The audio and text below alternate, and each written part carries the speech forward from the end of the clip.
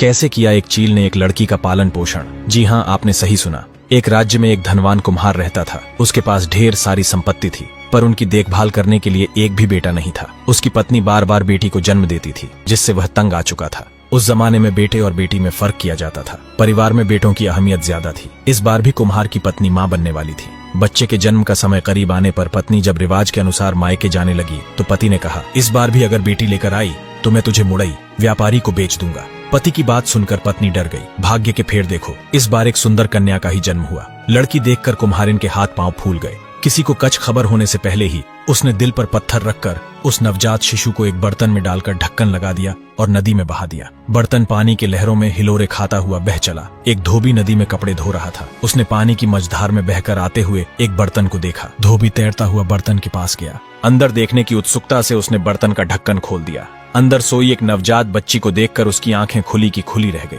वह जब बर्तन को हाथ से घसीटते हुए नदी के किनारे की ओर लौट रहा था, अचानक आसमान में उड़ती मादा चील उस पर झपटी और बच्ची को झट से उठाकर उड़ चली। धोबी देखता रह गया। चील बच्ची को पीपल के पेड़ के ऊपर बने अपने घोंसले पर ले गई। उस सुंदर छोटी बच्ची को देखकर चील की ममता जाग उठी।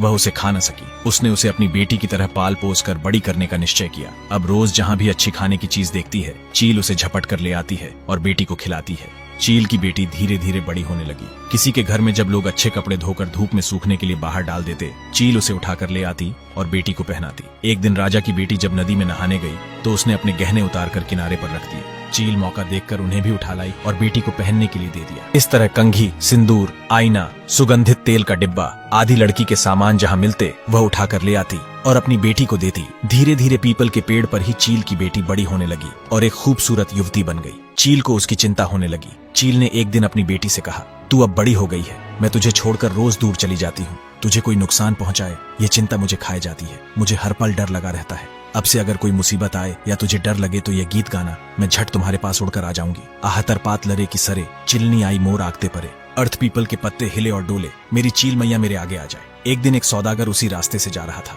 गर्मी से राहत पाने के लिए वह उस पीपल की छांव में बैठ गया। अचानक एक लंबा बाल उसके हाथ में आ गिरा। उसने चारों ओर नजर फेरकर ऊपर देखा तो चील की सुंदर बेटी दिख गई।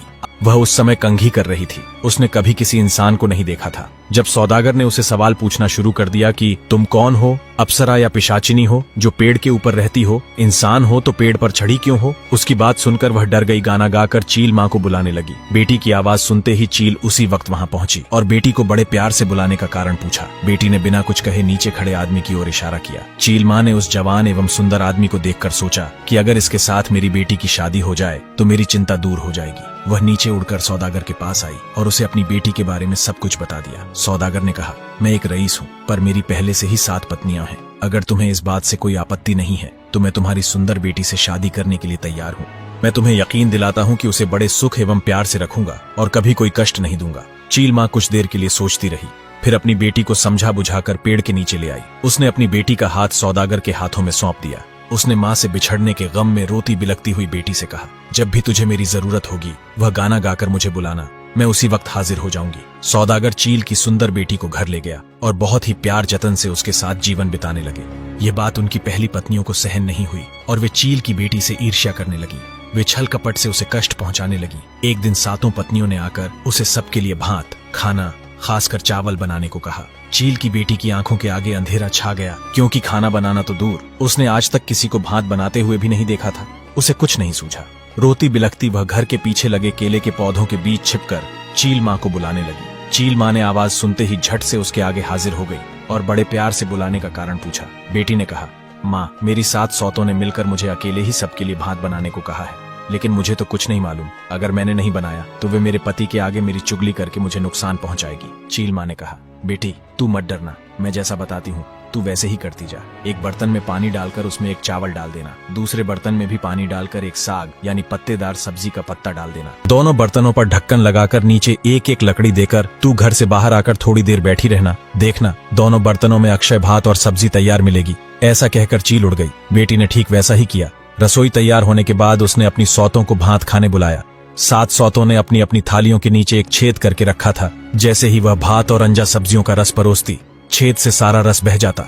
दोबारा कहती, भात खत्म हो गया है और लाओ। अक्षय बर्तन से खाना परोसने के कारण खत्म नहीं हो रहा था। अंत में सातों सौत हार कर शर्म से उठकर चली गई। एक दिन सातों सौतों ने मिलकर चील की बेटी को गोहाली गायों को रखने और घर साफ करने को कहा। उसे कहाँ साफ सफाई की आदत थी, उसने तो कभी कुछ नहीं किया। वह गोहाली में गायों के बीच जाकर रोती हुई चील माँ को बुलाने लगी। चील माँ रोज की तरह झट से बेटी के पास पहुंची और बड़े प्यार से बुलाने का कारण पूछा। बेटी ने अपनी परेशानी बताई। चील माँ बोली, तू झाड़ू की एक लाठी लेकर गोहाली के इस छोर से दूसरी छोर तक फेरती जा, देखना पूरा गोहाली साफ हो उठेगा। यह कहकर चील माँ उड़ चली। माँ के कहे अनुसार बेटी ने काम किया और देखा कि गोहाली एकदम चमक उठा है। सौदागर चील की बेटी के काम काज को देखकर और प्रसन्न हुआ और ज्यादा प्यार करने लगा। सातों पत्नियां कपास को धोकर सूत निकालकर तांत में कपड़े बुनने लगी, मगर चील की बेटी को यह सब कुछ नहीं आता था। वह रोती बिलखती सूत और कपास को हाथ में लिए बैठी रही। सात सौतों ने सोचा, इस बार यह बुरी तरह फंसी। कपड़ा न दे पाने पर सौदागर इसे क्या करेगा पता नहीं, और मन ही मन खुश होने लगी। उधर बिहू के दिन करीब आने लगे। चील की बेटी घर के पीछे केले के बगीचे में छिपकर माँ को बुलाने लगी। इस बार भी चील माँ ने उपाय दिया। कहा, तू चिंता मत कर, जब तक मैं जीवित हूँ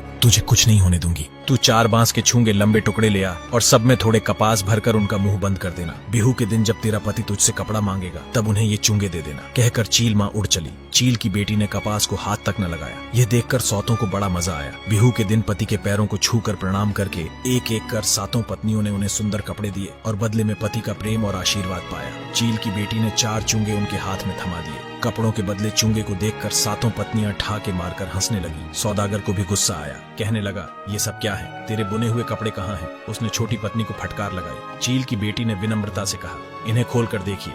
जैसे ही सौदागर ने बांस के छूंगों का ढक्कन खोला, एक से बढ़कर एक सुंदर कपड़े निकल आए। महीन बुनाई देखकर वह अपनी छोटी पत्नी पर और ज्यादा मोहित हो गया। उसने वही कपड़े पहने और बिहू का उत्सव धूमधाम से मनाया। धीरे धीरे सातों पत्नियों को पता चला कि एक मादा चील आकर उसे सब कुछ सिखा जाती है। सातों पत्नियों ने चुपके से वह गाना भी सीख लिया और एक दिन धोखे से चील को बुलाकर डंडे से पीट पीट कर उसे मार डाला। चील की बेटी को इसकी कोई खबर नहीं हुई। अब जब भी वह चील माँ को बुलाती वह नहीं आती थी। ऐसा कई बार होने पर उसने समझ लिया कि उसकी सौतों ने मिलकर चील माँ को मार डाला। वह कमरे में बैठकर फूट फूट कर रोने लगी। चील माँ वापस नहीं आई। एक बार सौदागर व्यापार करने नाव लेकर निकला। जाते समय बार बार अपनी सातों पत्नियों को चील की बेटी का ख्याल रखने की हिदायत दी। पति के सामने तो वे अच्छी बनने का नाटक कर रही थीं। सौदागर के जाते ही सातों पत्नियों ने चील की बेटी को घर से निकालने की योजना बनाने लगी। सातों पत्नियों ने मिलकर भोली भाली चील की बेटी को एक व्यापारी के हाथों बेच दिया। उसे बहला फुसलाकर आईना, कंघी, सिंदूर आदि खरीदने के बहाने व्यापारी के नाव में बिठा दिया और योजना के अनुसार व्यापारी भी सुंदर लड़की पाकर नाव लेकर चला गया। नदी किनारे अपने घर ले जाकर व्यापारी ने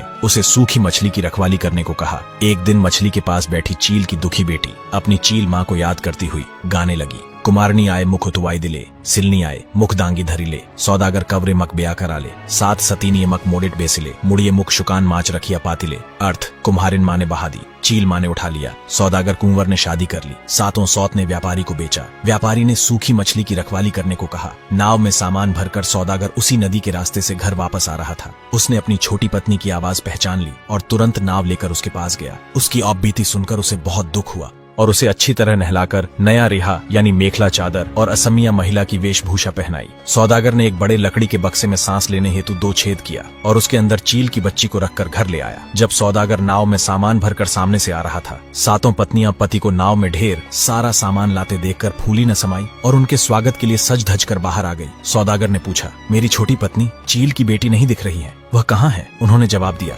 वह अपनी मायके गई है। सौदागर ने कहा, मेरा मन कह रहा है कि तुम लोगों ने उसके साथ जरूर कुछ बुरा किया है। कौन सच कह रहा है और कौन झूठ, अभी पता चल जाएगा। सौदागर ने घर के पीछे एक लंबी गर्त खुदवाई और उस पर नुकीली लकड़ी, कांटे आदि डाल दिए।